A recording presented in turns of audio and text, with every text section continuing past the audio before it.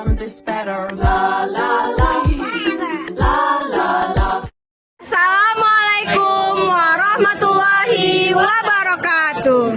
Perkenalkan, kami dari kelompok 2 Sosiologi dengan guru mapel Bunda Ami. Hari ini kami akan mempresentasikan peta konsep yang telah kami buat. Dan perkenalkan, saya Azhara Anceri. Saya Zihni Izati Aisyita. Saya Felicia Plani. Saya Nala Nurul Husna. Saya Salma Widya. Saya Rafa Afzalur Rahman. Saya Raffi Hamizan Tiaga.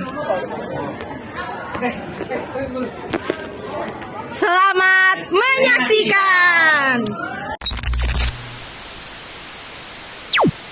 Ada yang pertama yaitu interaksi sosial.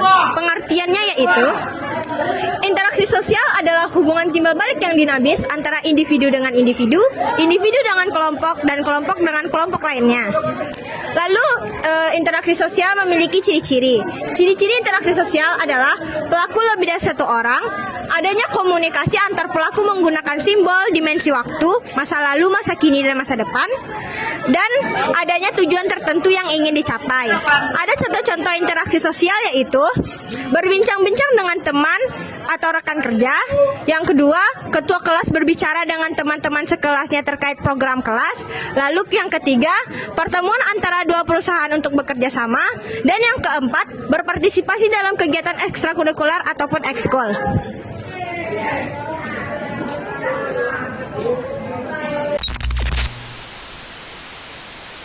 Lanjut, yang kedua, ada syarat-syarat interaksi sosial.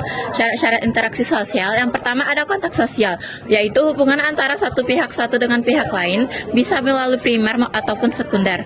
Kontak tidak hanya fisik, bisa juga nonverbal seperti pandangan mata dan gestur tubuh. Yang kedua, ada komunikasi, yaitu proses penyampaian dan pengiriman pesan antar individu. Contohnya mengobrol dengan makhluk sosial lainnya. Selain itu, juga ada jenis-jenis komunikasi. Yang pertama, ada komunikasi verbal, yaitu komunikasi dengan menggunakan kata-kata. Yang kedua, ada komunikasi nonverbal, yaitu komunikasi yang menggunakan gerak tubuh. Dan ketiga, ada intrapersonal yang terjadi dalam diri sendiri. Terus yang keempat, ada interaksi interpersonal, yaitu komunikasi antar individu secara langsung. Yang kelima, ada komunikasi kelompok dalam kelompok kecil. Yang keenam, ada komunikasi massa, yaitu media massa untuk menjangkau warga. Yang ketujuh, ada komunikasi organisasi, yaitu dalam struktur organisasi dan format. Selanjutnya, saya akan membahas tentang faktor-faktor yang mempengaruhi interaksi beserta contohnya. Yang pertama ada simpati. Faktor-faktor yang mempengaruhinya seperti 1. Perasaan emosional. Timbulnya rasa iba atau haru terhadap orang lain. Contohnya seseorang merasa kasihan dan menolong tetangga yang rumahnya kebakaran. Sama. Pernah mengalami hal serupa sehingga mudah memahami perasaan orang lain. Contohnya, kamu simpati kepada teman yang gagal ujian karena kamu juga pernah gagal. Yang kedua ada empati. Faktor-faktor yang mempengaruhinya yaitu 1. Pengalaman pribadi. Pengalaman yang sama membuat seseorang mudah memahami perasaan orang lain. Contohnya, seorang mantan pasien kanker ikut mendukung pasien lain yang baru terdiagnosis. Yang kedua, kemampuan mendengarkan. Orang yang bisa mendengarkan dengan baik lebih mudah berempati. Contohnya, guru mendengarkan curhatan murid yang kesulitan belajar dan memberikan semangat. Yang ketiga ada sugesti. Faktor-faktor yang mempengaruhinya seperti 1. Kepercayaan terhadap pemberi sugesti. Seseorang mudah tersugesti jika percaya pada orang tersebut. Contohnya, pembeli percaya pada kata-kata penjual bahwa produk itu paling bagus, lalu langsung membeli. Kedua ada lingkungan sosial. Tekanan atau pengaruh kelompok bisa membuat seseorang tersugesti. Contohnya, teman-teman satu kelas memakai sepatu merek tertentu, akhirnya kamu ikut beli merek yang sama. Yang keempat ada motivasi. Faktor-faktor yang mempengaruhinya seperti 1. Kebutuhan dan keinginan pribadi. dorongan dari dalam diri untuk mencapai sesuatu. Contohnya, siswa rajin belajar karena ingin lulus ujian. Kedua, ada lingkungan sosial. Dukungan dari teman atau keluarga meningkatkan semangat. Contohnya, seseorang rajin bekerja karena keluarga selalu memberi dukungan. Yang kelima, ada imitasi. Faktor-faktor yang mempengaruhinya seperti 1. Kekaguman terhadap orang lain. Meniru karena mengidolakan seseorang. Contohnya, anak meniru cara bicara gurunya yang sopan.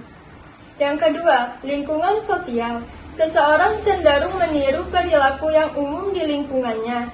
Contohnya, warga desa ikut menanam bunga karena tetangga lain juga melakukannya. Yang keenam, ada identifikasi. Faktor-faktor yang mempengaruhinya seperti 1. Kekaguman terhadap orang lain. Ingin menjadi seperti orang yang dikagumi. Contohnya, siswa meniru gaya belajar gurunya yang disiplin. Yang kedua, ada keinginan untuk diterima. Menyesuaikan diri agar diterima kelompok tertentu. Contohnya, remaja mengikuti gaya berpakaian komunitasnya supaya dianggap bagian dari mereka. Jadi di kesempatan kali ini saya ingin menjelaskan sebuah materi tentang proses interaksi sosial asosiatif. Jadi bentuk proses interaksi sosial asosiatif yang pertama adalah joint venture, yaitu kerjasama dalam pengusahaan proyek tertentu. Yang kedua, kooptasi.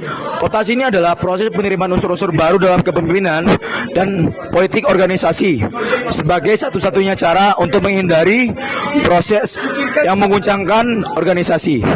Yang ketiga, kerukunan atau gotong royong. Kerukunan gotong royong ini adalah bentuk kerjasama antar kelompok masyarakat yang dilakukan secara sukarela dan dilakukan bersama-sama.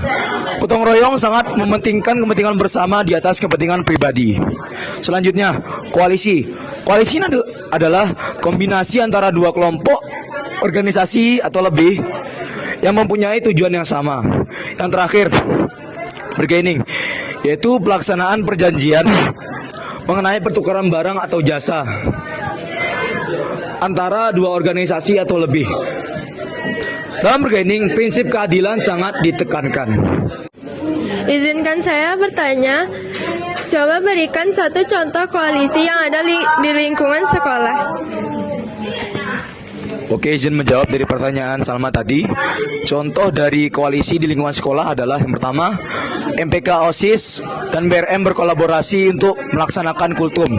Yang kedua, OSIS dan MPK dan OSIS melakukan kolaborasi untuk mengadakan lomba kelas meeting.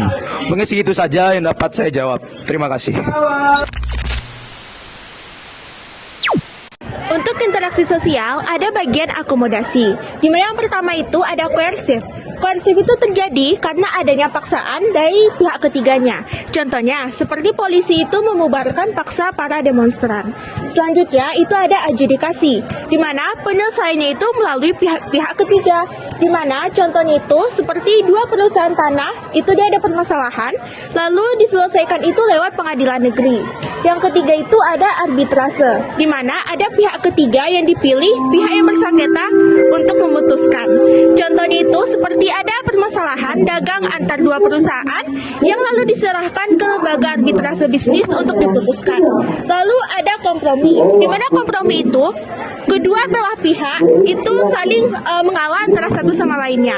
Contohnya seperti terdapat buruh minta gaji 1 juta, lalu perusahaan itu hanya sanggup membayar 500.000. Lalu terjadilah kompromi sehingga sepakat jadi 700.000. Yang terakhir itu atau yang kelima ada konsialisasi, di mana konsialisasi ini tuh merupakan upaya untuk mempertemukan keinginan pihak berselisih untuk mencari suatu kesepakatan.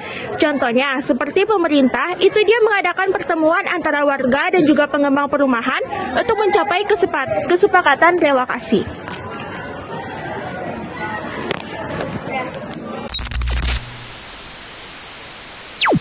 Pada akomodasi terdapat mediasi, yaitu melibatkan pihak ketiga sebagai pihak yang netral atau juru damai. Contohnya, dua siswa bertengkar soal tugas kelompok, lalu guru menjadi mediator untuk membantu mereka berdamai.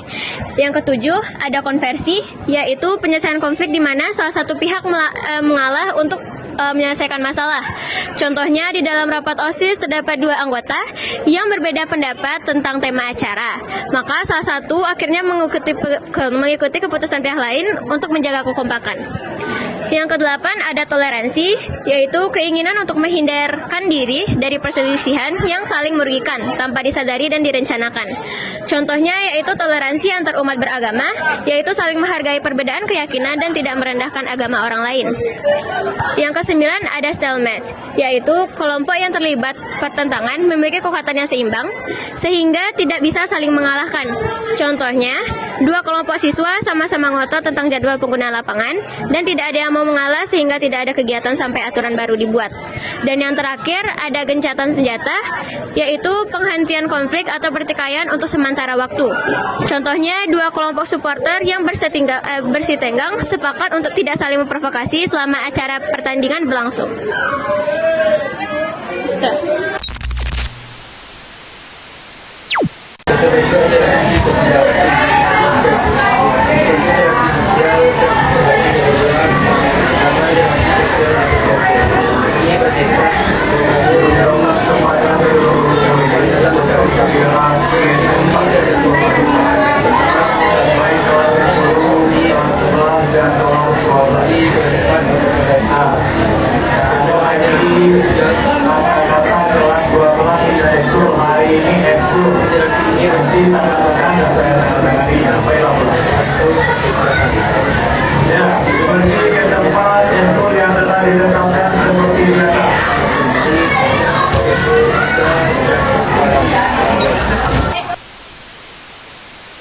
Yang selanjutnya, interaksi disosiatif. Pengertian dari interaksi disosiatif adalah interaksi sosial yang menimbulkan perpecahan antar individu maupun kelompok.